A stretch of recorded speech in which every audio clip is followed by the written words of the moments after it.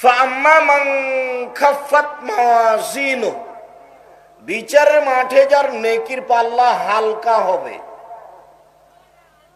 পাপ আর নেকি ওজন হবে।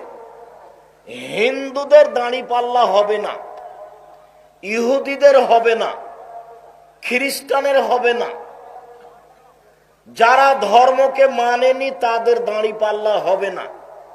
ওদের পাপ নেকি ওজন নেই, আপনারটা হবে। বিচারের মাঠে নেকির পাল্লা যার হালকা হবে। আচ্ছা বলতে পারেন নেকির পাল্লায় সবচেয়ে ভারী নেকি কোনটা?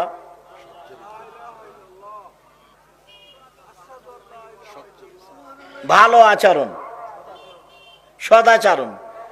ওইটা হলো ওজনে দেখানোর জন্য, কিন্তু ওজনের নেকি হিসেবে